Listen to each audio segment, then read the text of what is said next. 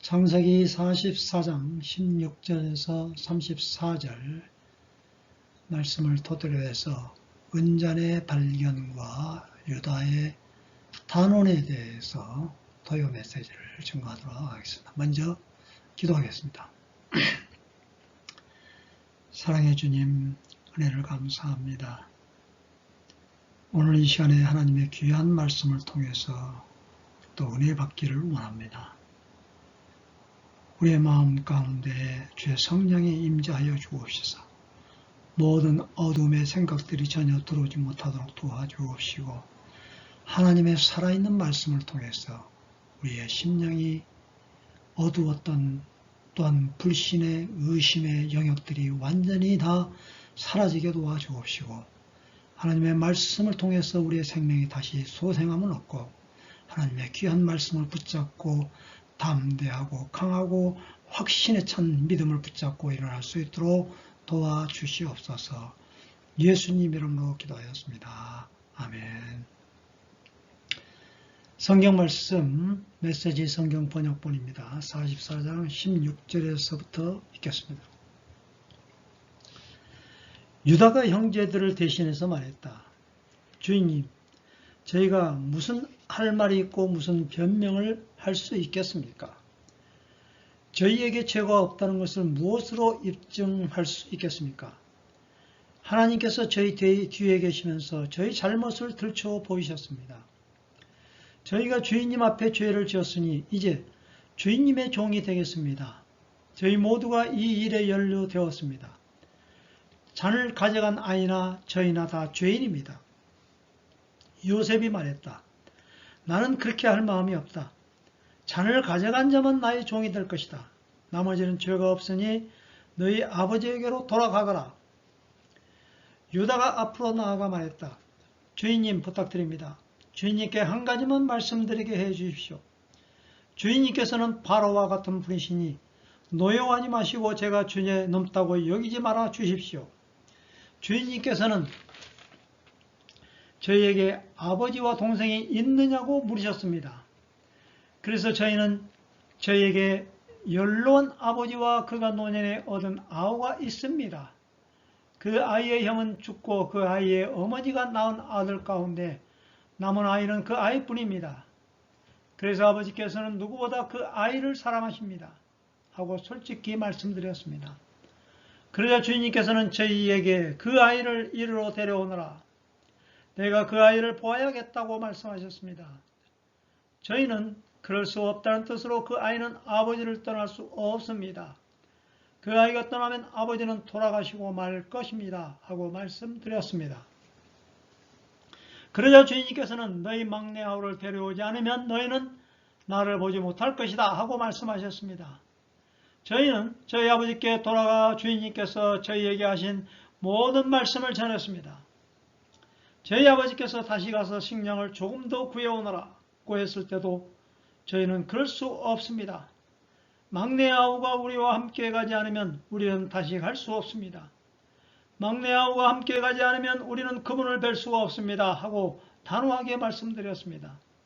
그러자 주인님의 종인 제 아버지는 저희에게 너희도 잘 알다시피 내 아내가 두 아들을 낳았는데 한 아이는 잃어버렸다.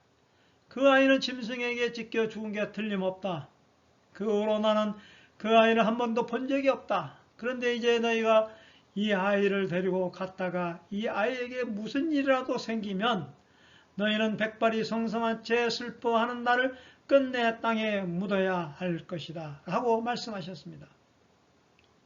주인님의 종인 제 아버지에게 이 아이의 목숨은 당신 목숨이나 다름없어서 제가 이 아이 없이 아버지 앞에 나타나면 아버지는 아이가 없어진 것을 아시고 그 자리에서 돌아가시고 말 것입니다. 아버지가 슬픔에 잠겨 돌아가시면 여기 주인님 앞에 주인님의 종으로 서 있는 저희가 그분을 돌아가시게 한 셈이 됩니다. 그뿐 아닙니다. 저는 그 아이를 주인님께 보여드릴 수 있게 해달라고 하면서 제 아버지께 제가 그 아이를 데려오지 않으면 아버지 앞에서 평생 죄인으로 살겠습니다. 하고 다짐했습니다. 그러니 이 아이 대신에 제가 주인님의 종으로 이곳에 머물게 해 주십시오. 이 아이는 형제들과 함께 돌아가게 해 주십시오. 이 아이가 함께 가지 못하는데 제가 어떻게 아버지께 돌아갈 수 있겠습니까? 제발 제가 돌아가서 아버지가 슬픔에 잠겨 돌아가시는 모습을 보지 않게 해 주십시오.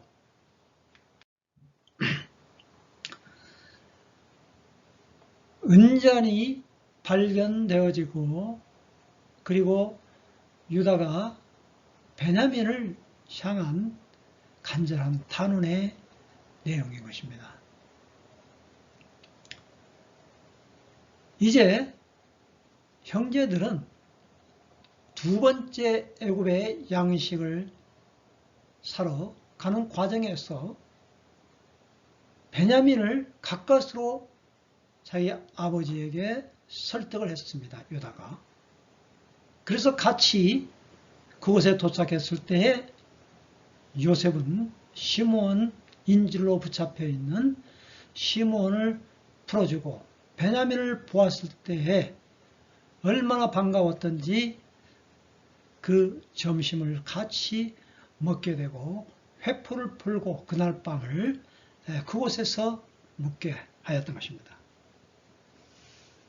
그래서 그들이 가져온 자루에 그들이 한 사람이 가져갈 수 있는 최고의 분량의 그 자루 포대에 곡식을 가득 담고 그리고 그들이 또한 가지고 왔던 그러한 그 돈도 그곳에 넣고 마지막에 베냐민의 자루에다가는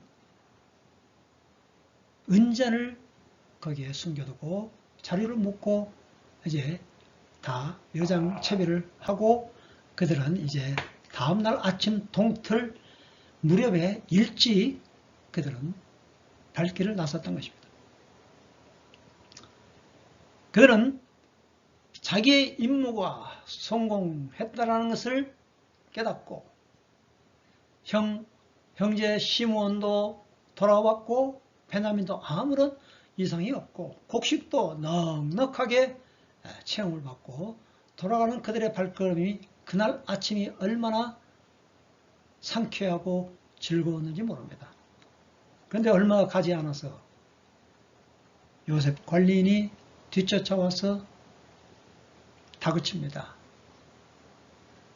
너희들이 왜 선으로 악을 갚았느냐? 그렇게 음식을 대접하고 곡식도 다른 사람들도 많이 주었고 또 돈도 다시 은잔에 넣어주었는데 왜 우리 주인께서 매일마다 쓰고 있는 그 은잔을 훔쳤느냐? 이제 도적으로 몰리게 되어졌던 것입니다. 그들은 그 소식을 듣자마자 황당했죠. 아무리 그래도 우리가 이렇게 좀도둑으로 보입니까? 그러면서 이제 따지고 물었겠죠. 도대체 그 은잔이 얼마 갑니까? 아마 돈으로 그걸 훔쳤으면은 우리가 배상해줘도 충분히 그들은 몇 배로 보상, 원래는 그 율법에는 2배로 보상해 줄 수가 있는 거예요. 훔친 물건은. 그러나 그들은 자신만만하게 우리는 절대 그런 좀도둑이 아닙니다. 만약에 그 은잔을 훔쳐갔다면은 그 훔쳐간 사람은 죽여도 좋고 우리 모두가 다 주인님의 노예, 종이 되겠습니다. 라고 그렇게 자신만만하게 이야기했던 것입니다. 자, 그런데 위에서부터 차례로 나이 많은 사람 순서대로 쭉 하나하나 훑어봤습니다. 왜 나이 순서대로 했을까요? 베냐민부터 했다면 이건 정말 표적수사다라고 그들은 생각을 했기 때문에 또 다른 그 의심이 들었을 것입니다. 그러나 맨 마지막에 베냐민의 자루에서 그 은잔이 발견되어졌던 것입니다. 이제 빼도 박도 못하는 거죠. 이게 얼마나 황당한 일입니까? 자신만만하게 이야기했다. 우리는 좀도둑이 아니다. 비록 옛날에 요셉은 팔았고 사람을 그런 파는 일, 그리고 시므온과 레이는 그 세겜성에 들어가서 남자들을 그 성을 차지했던 그러한 일, 모든 주민들을 다 그 남자들은 죽이고 또 약탈했던 그러한 일들, 이런 것들은 할 수 있었지만은 그런 시시한 좀도둑이 아니다라고 그렇게 외쳤던 말했던 그 형제들은 자기의 옷을 다 찢어버리고 말았습니다. 너무 황당하고 붕괴하고 억울하고 원통한 그러한 일들이 발생했다라는 것입니다. 아마 그전 같았으면은 베냐민 막내에게 꾸지람을 했을 것입니다. 기회는 이때다. 요셉을 팔았는데 이 막내아우, 아버지의 사랑을 독차지하고 있는 이 막내아우, 이제는 제가 할 수 있는 절호의 기회다라고 이렇게 생각하면서 이제 알밤이라도 한 대 때리면서 너 왜 주인의 은잔을 훔쳐가지고 우리 모두가 다 난처하게 만드느냐 라고 이렇게 꾸짖었을 것입니다. 그런데 그 형제들은 자기의 다 옷을 찢고 자기 그 풀었던 모든 짐들을 다 나귀에 싣고 다시 그곳으로 돌아가서 요셉이 기다리고 있는 그런 집에 가보니까 이미 요셉은 기다리고 있어서 다 알고 있는 사람 아닙니까? 그분의 그 양반의 계략에 의해서 그 일이 이렇게 되었기 때문에. 그래서 요셉이 그것이 묻습니다. 나무라면서 묻죠. 이게 사람이 할 짓이냐라는 그런 뉘앙스로 묻습니다. 너희가 어찌하여 이런 짓을 해느냐. 나 같은 사람이 이런 것을 알아낼 줄 몰랐단 말이냐. 그렇게 물으니까 유다가 형제들을 대신해서 말하게 되어진 것이죠.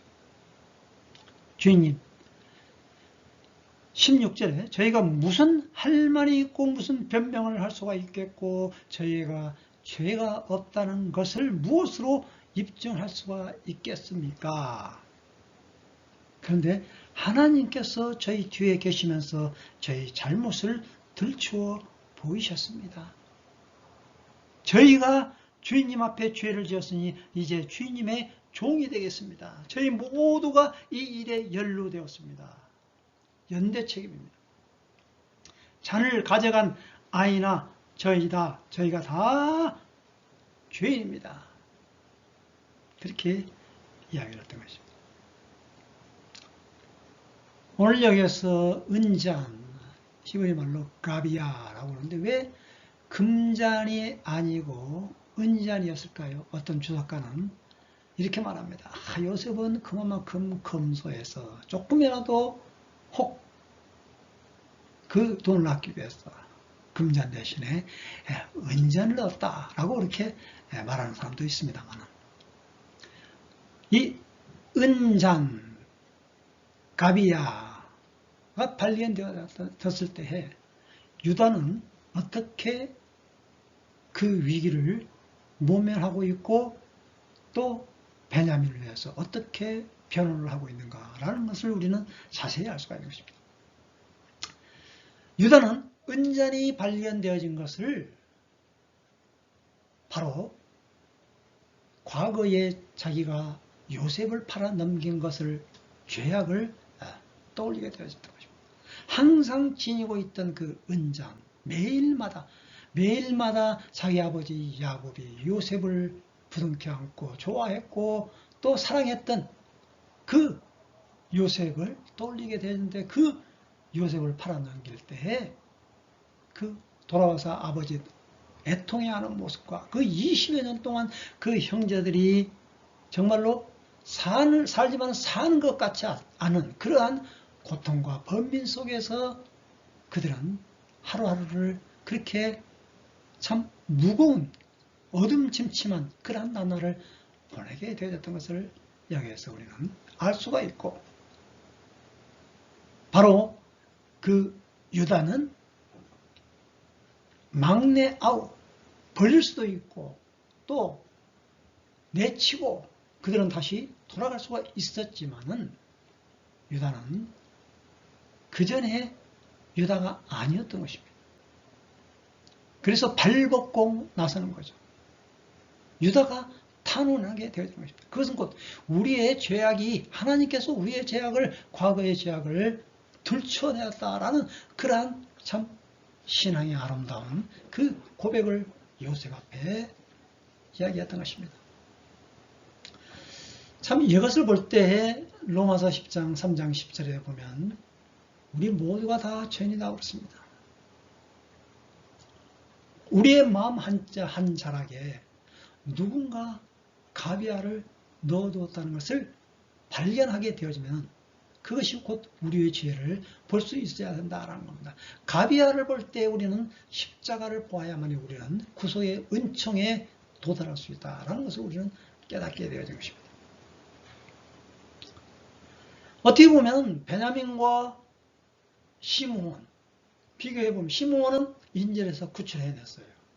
그러면 그 당시에 첫 번째 시므온을 그 붙잡았을 때 왜 그들은 그냥 돌아오고 말았습니까? 그런데 베냐민을 이제 붙잡다 했을 때 배달은 아우이기 때문에 충분히 내칠 수가 있었던 것입니다. 곡식을 많이 가지고 고향에 돌아가서 이제 자자손손 먹일 수 있는 그런 상황이었지만은 그들은 다 모두가 다 일심동체가 되어져서 이거 베냐민 한 사람의 문제가 아니다라는 이야기인 것입니다. 나약하고 보잘것 없는 베냐민 일병과 같은, 제가 어제 그리스도인의 삶에서는 베냐민 일병 구하기라고 했습니다. 병장도 아니고 막내아우 보잘것 없는, 오늘 여기의 주인공 베냐민이 말이죠. 아무런 말도 하지 않습니다만 배역이 아마 베냐민 배역이었다면 정말 굉장히 쉬웠을 것 같아요. 그냥 이제 묶이고 포승줄만 묶이고 아무런 말이 없습니다. 이 본 말씀에는. 그런데도 그들은 베냐민 일병을 구하기 위한 얼마나 많은 노력을 했고 그러한 자기의 고백을 순순하게 털어놓게 되었다라는 것을 우리는 여기서 찾아볼 수가 있다는 겁니다. 은전을 통해서 우리는 무엇을 발견해야 되냐라는 것입니다. 그리고 이제는 주체가 바뀌었어요.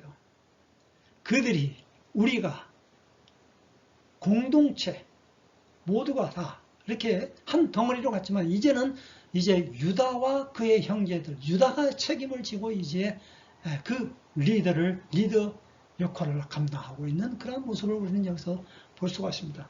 그러니까 위기 때 마지막 그런 어려운 순간에 나설 수 있는 사람이 바로 리더자라는 것입니다.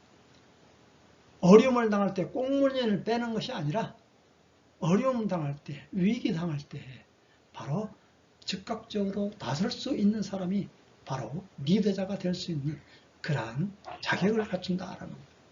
유다가 이제 모든 것의 주체가 되었습니다.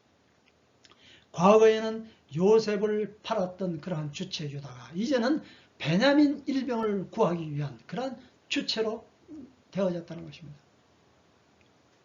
막내와 우리를 구별치 않았다는 것이 공동체, 연대의식을 가지고 합일 공동체로서 이제는 그들은 야곱의 아들 12지파를 이루어야 할 그런 가족 공동체로서 이제는 장자권 싸움은 이제 끝났습니다. 야곱 시대에 끝나게 되어졌단 말입니다. 발견되자마자 자기의 옷을 찢고 아버지의 마음으로 유다는 변론을 하였던 것입니다. 그래서 유다가 유다 되게 하고 그리고 유다 지파를 통하여서 다윗 후손이 태어나고 예수 그리스도가 태어나게 되어졌던 것을 볼 수가 있고 이스라엘 민족 공동체의 아름다운 그러한 리더자가 되어질 수 있다는 것을 볼 수가 있고 그 야곱의 12지파를 통해서 이게 톨레도, 야곱의 톨레도시라고 있지 않습니까?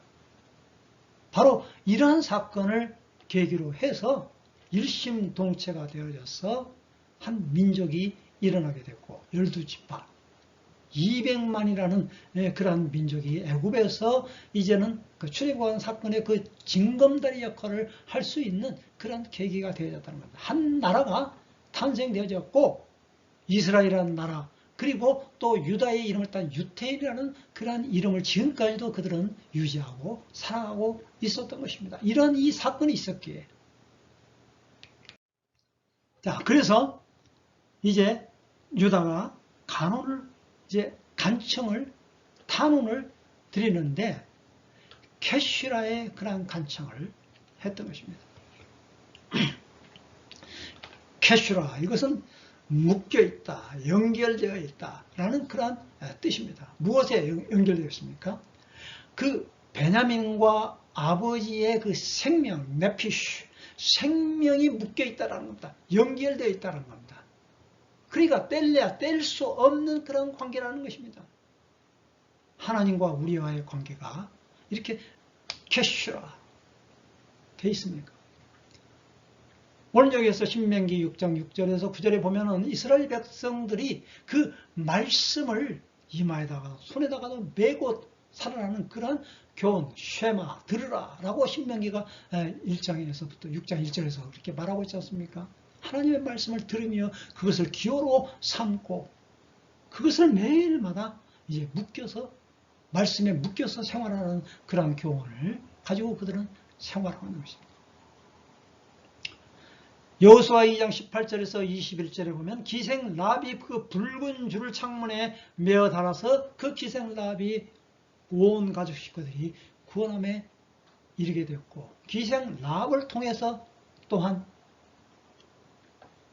다윗의 후손이 이루어지게 됐고 예수님의 족보에 들어가게 되어졌다. 그 붉은 줄을 메어 달아 이게 바로 캐슈라라는 그런 뜻도 있다는 거죠. 이러한 마음으로 아버지의 심장으로 그 베냐민과 아버지의 생명이 캐슈라 묶고 있다. 그러한 말로서 변호를 하면서 탄원을 하게 되죠. 그러니까 뗄래야 뗄 수 없다는 그렇기 때문에 이 베냐민만큼은 돌려보내주시고 내가 대신해서 자기를 담보로 해서 제가 종이 되겠습니다. 이것은 얼마나 참 위대한 고백인지 모릅니다. 이것은 정말 십자가의 정신이 아니고서는 예수님의 그 십자가에 그 달려 죽으신 그런 그 마음이 아니고서는 그와 같은 말을 할 수가 없는 것입니다. 자기가 대신 종이 된다는 거예요. 이거 엄청난 일 아니겠습니까? 요셉을 팔아서 종으로 했었는데 이제는 유다가 나서서 종이 되겠다는 거예요. 오늘 우리는 이 유다의 신앙을 우리는 본받고자 하는 것입니다. 이사야 53장 5절에서부터 6절 읽어보면 그가 찔림은 우리의 허물을 인하며 그가 상함은 우리의 죄악을 인함이라. 그가 징계를 받음으로 우리가 평안을 누리고 그가 채찍에 맞음으로 우리가 나음을 입었도다. 우리는 다 양 같아서 각기 제 길로 갔거늘 여호와께서 우리 무리의 죄악을 그에게 담당시키셨도다. 우리의 죄악을 예수님께 담당시키셨다라는 겁니다. 담보물이 되어진 거예요. 예수님께서 우리를 건지시기 위해서. 바로 이와 같은 정신으로 유다는 탄원했던 겁니다. 자기가 죽겠다. 자기가 종이 되겠다. 이것이 오늘 우리 기독교인의 삶의 자세라는 것입니다. 빌립보 2장 5절에서 6절을 읽어보면 그는 근본 하나님의 본체이시나 종의 형체로서 자기 몸을 비워 사람의 모양으로 이 땅에 오셔서 십자가에 못 박혀 죽으셨다. 그렇습니다. 이것이 바로 예수님의 십자가의 정신이라는 것입니다. 유다의 탄원이 3대 탄원 중에 하나인데 이 모세의 탄원, 바울의 탄원 이거 전부가 다 남을 민족을 건지기 위해서 자기가 저주를 받고 자기가 생명력에 끊어질지언정 이렇게 탄원을 드린 이런 정말로 엄청난 내용의 탄원이 바로 이 유다의 탄원이라는 것입니다. 아버지의 마음으로. 그리고 나중에 이제 베냐민이 돌아가지 못하면 발생할 결과들. 자기 아버지가 죽게 된다 이거예요. 그래서 자신을 종, 이게 바로 유다의 탄원의 내용인 것입니다. 유다가 고백한 종들의 죄악은 총리의 은잔을 훔친 죄가 아니었습니다. 유다는 범죄를 들춰내신 분이 하나님이라고 고백을 했습니다. 한 공동체 안에 생긴 상처나 균열은 그 고통을 대신 짊어지고자 하는 사람이 있을 때만 치유가 되어질 수가 있다는 얘기입니다. 그의 단원 내용 안에서 아버지란 단어가 무려 17번 나옵니다. 베냐민을 대신하여 자신이 종이 되겠다고 간청을 하죠. 유다의 연설은 형제들 사이의 상호관계, 그리고 특히 아버지에 대한 관계에서 형제들이 얼마나 변모되었는지를 잘 보여주고 있는 것입니다. 철저히 베냐민 한 사람에게만 집중. 베냐민이 그들의 아버지에 대한 소중한 존재이며 생명이 연결되어 있다는 것입니다. 아버지에게 막내 베냐민은 보통 아들이 아니기 때문에 아버지의 생명과 베냐민의 생명은 서로 하나로 묶여 있으며 베냐민이 함께 가지 않으면 아버지가 죽을지도 모른다는 점을 부각시켰다는 이야기입니다. 이는 유다가 과거에는 형제 사랑이 전혀 없었지만 지금은 그렇지 않음이 드러난 것이고, 요셉이 20여 년 전 찢어진 옷을 보고 통곡 않는 아버지를 매장하게 바라보는 유다가 지금은 아버지가 베냐민을 잃고 상실할 것만 생각해도 가슴이 아파 견딜 수가 없는 것. 이는 유다가 과거에는 아버지의 마음을 전혀 헤아리지 않았지만 지금은 그렇지 않음을 드러내는 것이다. 오늘 우리가 살고 있는 우리들은 자신을 죽이는 실행적인 삶을 살지 못해서 죄악으로 뒤덮어 있다는 겁니다. 서로 살아남기 위해서 약육강식의 논리를 삶에 적용하는 것은 하나님이 원하시는 삶이 아니다라는 것입니다. 예수 그리스도를 본받아 먼저 나 자신부터 죽는 삶을 살아야 한다는 이야기입니다. 사랑과 진실에 근거할 때 가장 힘있는 말을 상대에게 전할 수 있으며, 사랑과 진실을 담은 말만이 상대방의 마음을 움직일 수 있는 것이다. 진실은 모든 인간관계의 근본이며 사랑은 허다한 죄를 덮는 힘이 있음을 오늘 유다의 연설을 통해서 보게 된다. 김정호 교수의 말입니다. 제 이야기가 아니고. 자, 이제 정리를 하겠습니다. 유다의 단언은 아버지와 아우를 위한 단언이었습니다. 예수 그리스도는 아버지와 우리 인간 사이의 중보와 단언하시는 분이십니다. 여기에서 중요한 것은 은전이 발견되어졌다라는 그러한 사건을 통해서, 그런 뭐 좀도도 그런 이야기가 아닙니다. 훔쳤다 훔치지 않았다 그 문제가 아닌 것입니다. 공의를 다루는 것이 아니라 바로 헤세드 자비를 구한다라는 것입니다. 우리의 죄를 담당하는 것은 오로지 하나님께 간청하시는 분이 계실 때에 우리는 죄에서 해방받을 수가 있고, 그분이 우리 죄를 담당했을 때에 십자가에서 모든 걸 해결했다. 그래서 우리는 어떻게 살아야 되느냐? 캐슈라, 말씀에 묶여있고 하나님의 말씀을 쉐마, 자꾸 듣고 그 말씀을 붙잡고 살아야 한다라는 이야기입니다. 요셉은 자신이 각별히 아끼던 은잔으로 형들을 시험합니다. 형들은 고작 은잔 하나가 무엇라고 이걸 찾는다고 그 난리에 피느냐고 어이없이 큰 소리를 치며 우쭐합니다. 하지만 그 잔이 발견되고 그 잔의 가치를 알게 되었을 때 그들은 비로소 아버지의 은잔이었던 요셉을 떠올리게 된 것입니다. 나에게는 별 볼 일 없어 보이는 그가 우리 하나님께는 둘도 없는 은잔인 것입니다. 때론 무시하고 외면했던 나 자신도 우리 하나님께는 아끼는 은잔이 되고, 그 은잔을 찾으시는 하나님의 눈길에서 나와 너 우리의 가치를 발견해야 된다라는 이야기인 것입니다. 마지막 결론입니다. 은잔이 발견됨으로 하나님이 우리의 죄악을 찾아내는 사건이고, 부끄러운 과거를 드러내면서 우리의 마음속 깊은 숨어있는 것까지라도 우리는 찾아내서 우리는 그것을 고백하고 잘못을 회개하며 나아가야 된다는 겁니다. 팔아버리면 모를 거야. 요셉 20여 년 전 이제 다 잊어버릴 거야. 그렇게 생각했지만 그것을 하나님은 들춰야 된다. 바로 이것이 은잔의 발견이었던 것입니다. 오늘 유다되는 그러한 결정적인 계기가 바로 이제 창세기 이제 야곱이 모든 그 12지파들을 다 불러놓고 한 사람 한 사람 다 그 이름대로 축복을 해줍니다. 그런데 창세기 49장 10절에 그 홀이 유다를 떠나지 않을 것이다 라고 이렇게 바로 예언을 한 것입니다. 이제는 그 유다의 변론과 간청과 탄원을 통해서 이제는 하나가 되어졌던 거죠.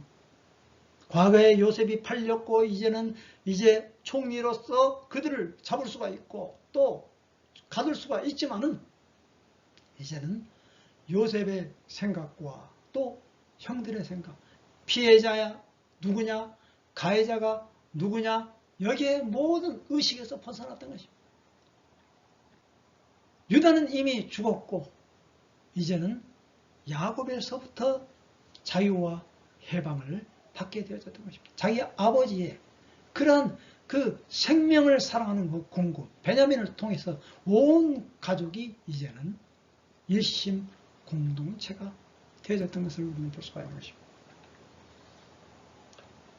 오늘 우리가 이 하나님의 귀한 말씀을 통해서 용서의 참된 의미를 우리는 깨닫고 바로 이것은 가해자, 피해자 그러한 의식에서 벗어나서 트라우마에서 벗어나서 우리 밑바닥 깊숙이 숨겨져 있는 그러한 상처의 트라우마에서 벗어나서 예수 그리스도의 십자가 앞에 모든 걸 다 털어내놓고 우리는 이 세상을 살아나갈 때 또한 우리 가족 공동체 안에서도 우리는 희생의 정신을 발휘하며 살아가야 될 것입니다.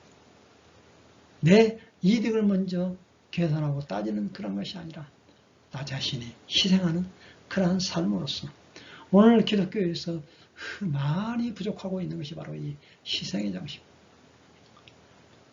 또 억울한 일을 당했을 때 그것을 막 따지고 그것을 막 변명하고 그것을 모면하려고 하고 또 설득하려고 한다기보다도 그것을 묵묵히 받아들이면서 어려움과 고난 속에서 이 억울함 속에서 하나님의 섭리가 어디에 있는가 그것을 찾아내는 우리 모두가 되어지시기를 바랍니다. 예수님은 의인을 부르러 온 것이 아니라 죄인을 부르러 왔습니다. 99마리 양보다도 잃어버린 양을 위해서 목자는 그 험한 산을 찢기고 넘어지면서 한 마리의 양을 구원하는 것처럼 베냐민 일병을 구원하는 것이 아버지와 생명이 연결되어지고 묶여있는 그 생명을 찾으러 이 땅에 오신 주님을 바라보면서 어떤 어려움과 시험과 억울함 속에서도 승리하며 나아가기를 간절히 주님의 이름으로 기원드립니다. 기도하겠습니다. 주님 감사합니다. 이 험난한 세상에서 나 자신의 개인과 이득을 위해서 살아가는 것이 아니라 우리의 삶 속의 밑바닥에 깊숙이 숨겨져 있는 그 은잔을 끄집어내서 실제로 우리 자신이 죄인이라는 것을 고백하고 용서를 구하고 어떠한 억울함 속에서도 하나님의 섭리와 하나님의 자비와 하나님의 은혜를 구함으로 말미암아 유다와 같은 그러한 정신으로 남을 위한 그러한 희생의 정신으로 강도 만난 자의 이웃이 되어질 수 있는 저희들 되게 도와주옵시고 우리의 삶 가운데 예수님의 십자가만을 바라보면서 나아가는 저희들이 되어지도록 축복하여 주옵소서. 예수님 이름으로 감사기도 하였습니다. 아멘.